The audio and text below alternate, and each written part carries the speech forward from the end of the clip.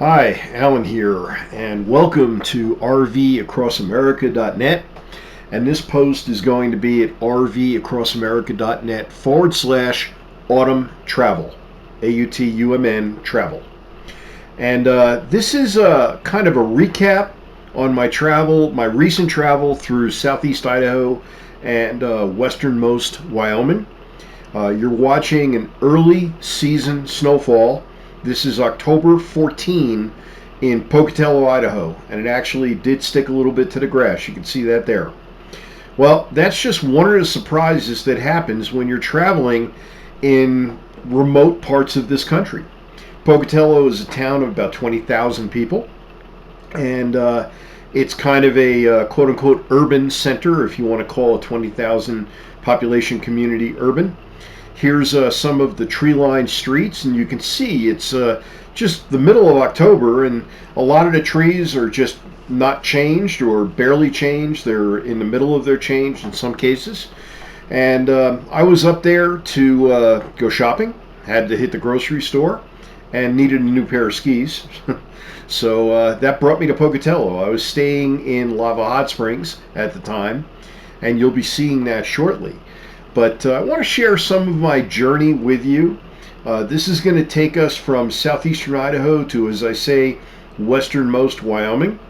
It's a different part of the country from where I grew up. I grew up in New Jersey. And it very quickly, as you leave town, we're at the south end of Pocatello, thins out. You can see mountains just off to, we're headed southbound, so that would be off to the east. That's actually near where I was staying. And those mountains, as you can see, are snow covered. Again, 14th of October. The snow cover was temporary, but it was definitely a reminder of what's coming. There's no question about that, there's no holding back winter in this part of the country. Pocatello itself is a little bit over 4,000 foot elevation, and does get pretty cold and does get snow during the winter, and as you can see, it gets snow in the middle of October.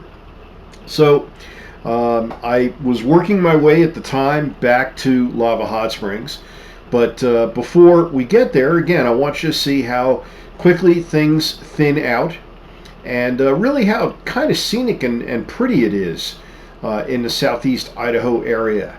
So this is, to me, one of the joys of travel. I've been on the road at this point just over 10 years, and or just about 10 years, and it really is a different experience every single day I head out. I've been through this area on I-15. We're approaching I-15 many times at this point, several times at this point.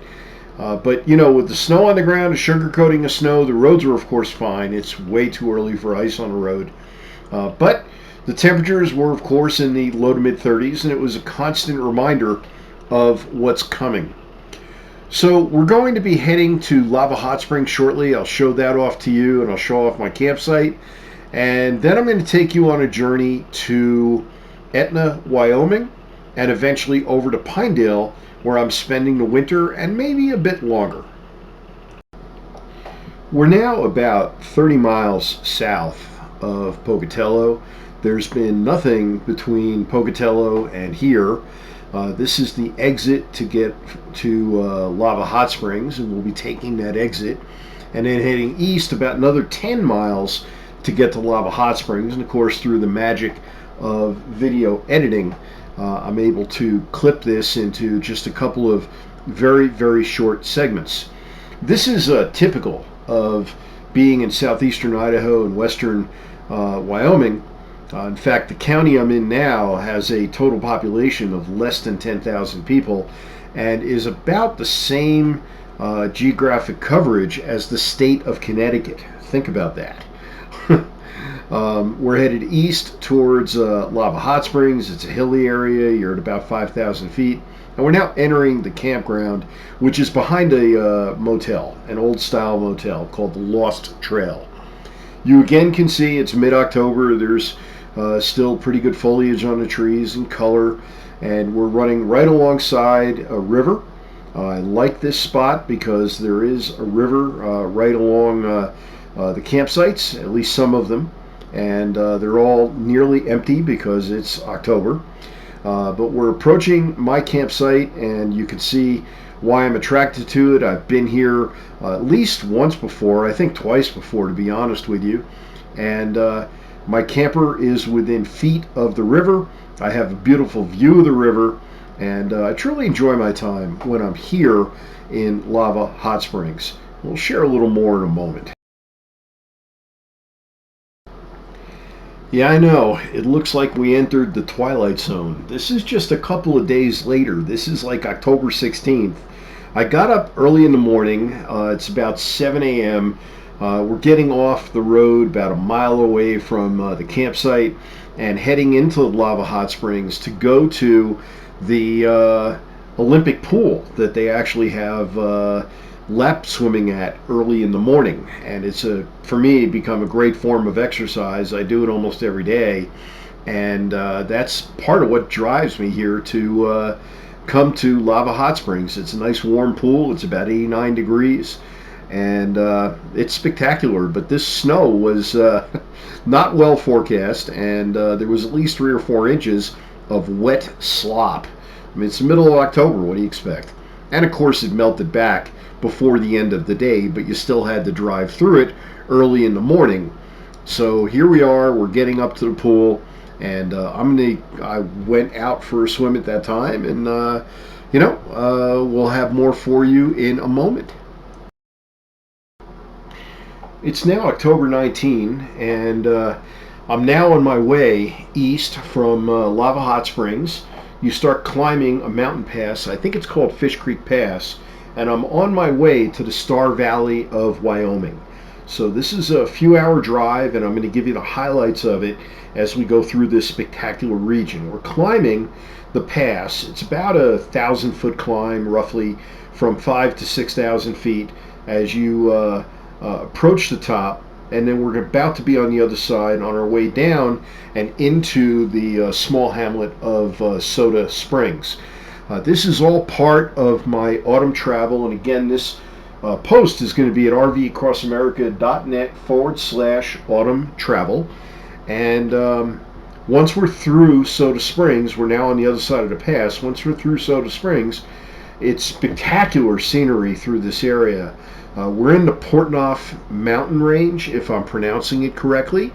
And we're working our way into Soda Springs. Once we get beyond it, we'll be in a very remote region that takes you from easternmost Idaho into westernmost Wyoming, which again to me is just spectacular because you're traveling over regions that are fairly large, but are just virtually unpopulated. It's absolutely amazing.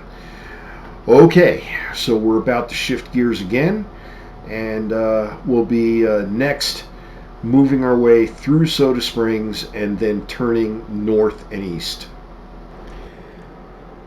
We're now approaching or passing through Soda Springs, Idaho. This is actually the latter third of the town. The town is a town of about 3,000 people. It's a small town.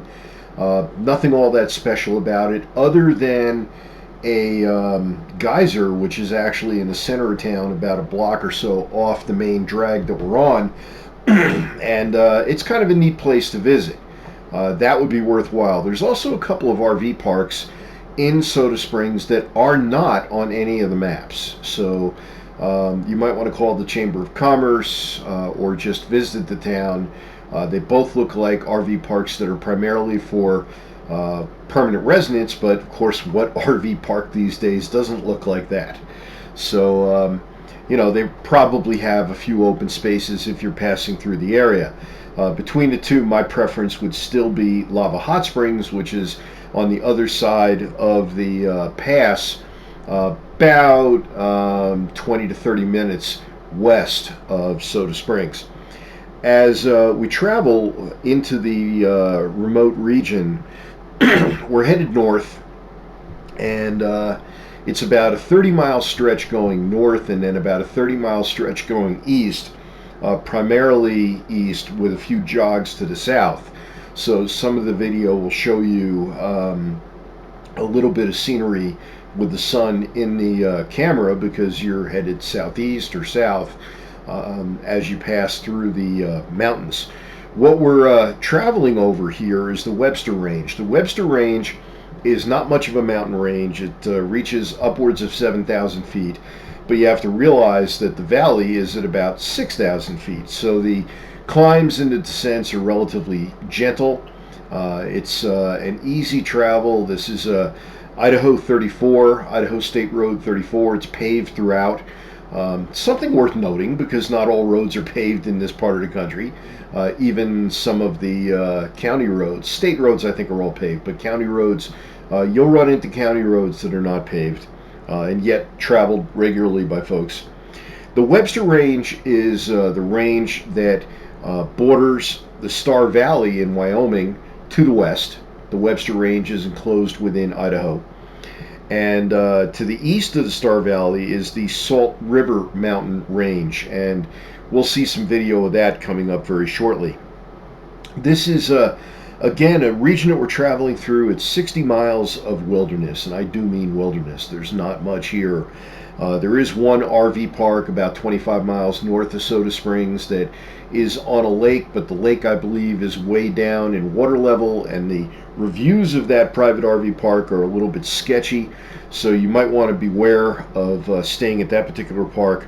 There are, however, a few National Forest Service campsites that you will pass in this area or encounter. And when you visit my post, again, rvacrossamerica.net/autumn travel, rvacrossamerica.net/autumn travel, I have a map there that shows the route that I took, and it points out where some of these National Forest Service campgrounds are. Needless to say, there is lots of camping and hiking in this region. There is no cell service. Once you get more than 3, 4, 5 miles outside of Soda Springs, and until you reach the Wyoming side into the Star Valley, do not count on your cell phone working. I use Verizon, and it's about as extensive service as I've found, so I'm basing my comment on that. All right.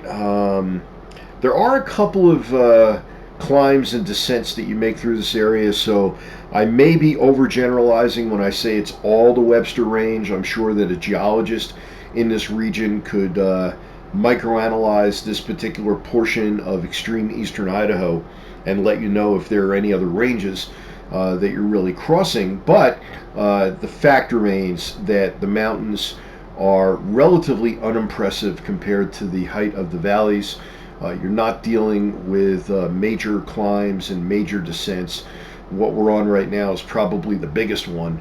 And again, it's a matter of a few hundred feet to reach the peak, and then you're on the gradual slide down. When we do get into the Star Valley, and again, you'll see the map on my site, the Star Valley is a north-south valley, relatively narrow valley, again bordered by the Webster Range to the west and the Salt River Mountains to the east. And the Star Valley contains Alpine, which is approximately, I'd say 13 miles, 14 miles north of where we're entering, Etna, Thane, and Afton. Afton is probably the biggest town of all of them. However, interestingly, Afton lacks a coffee shop. It's one of the things I look for, so I noted it. Alpine has at least one coffee shop that I know of, and it's right a part of the Yankee Doodle Cafe, which is absolutely a must stop. It's comfort food, nothing healthy about it, but it's just Americana. Lots of great signs and artifacts in the Yankee Doodle. So I definitely recommend, if you go to Alpine, a visit to that. I'd also caution you, if you go to Alpine, and again, this is all in my post, so you don't have to take notes on this, but if you're interested. There are 2 or 3 RV parks in Alpine. Now, Alpine is about 40 minutes south of Jackson, which is about 30 to 60 minutes away from Yellowstone. And some of the extraordinarily overpricing of the RV parks in Jackson has now reached into Alpine, so that if you're traveling through Alpine in the spring and summer, late spring and summer, you're going to encounter RV parks that, with a straight face, are going to tell you it's $100 a night. I don't know about you, but that's not me. So to avoid that, just west of Alpine, and again, there's a map on the post. Again, it's at rvacrossamerica.net/autumn travel. You will see on that map, it's the second map I've included, pointing you towards the Palisade Reservoir. Alpine is virtually on the Wyoming-Idaho border. So just west of Alpine is Idaho, and along the Palisade Reservoir, maybe about 10-12 miles, is the Blowout Campground. It is a National Forest Service campground. There is cell service there, at least Verizon cell service. The campground itself is situated a bit above the reservoir. It's a nice overlook, and when you drive down or walk down to the reservoir, you can put a boat in there. Typically, now this fall the reservoir was down to 16% of capacity. It's expected to go to 10%. I guess by now, maybe, as I'm recording this in mid-November of 2021, but that should come back as you head into spring, because that's an agricultural drawdown. We are about to see a transition in the video, and that's going to be taking us to where we can see our first real view of the Salt River Mountain Range. The Salt River Mountains are a bit more impressive than the Webster Range. The Salt River Mountains, and here goes the transition. The Salt River Mountains in front of you do reach to a maximum height of about 10,900 feet. The campground that I stayed at, if you want to call it a campground, it's kind of like an RV village, which again is marked on the map. It's Star Valley RV Resort. The RV village I stayed at, which houses something like 1,000 campsites. Most of them are seasonal. Most of those folks had gone home by the time I arrived on October 19, and this is actually, that was the turnoff to this is the turnoff to 89 in Wyoming. So we're now about a half a mile or a mile into Wyoming. So we've turned and we're approaching the RV park, the Star Valley RV Resort. This is the last road taking us up to it, and it's again right in the middle of the Star Valley. There are some sites for short-term stayers, like I was. Again, I only stayed 3 nights here at the RV resort, and you'll stay with me until I drive in just a little bit past the office. You'll see, you may or may not see, there's a pool on the right, there's a golf course on the right, and there's a heck of a lot of campsites on the left. And again, most of these campsites were quote-unquote occupied by the camper, but not by the people. So people leave their campers there all winter. They winterize them, and they kind of lock up their property, and they go wherever they go. Presumably Arizona, but it could be God knows where. Hey, thanks for watching. rvacrossamerica.net/autumn travel.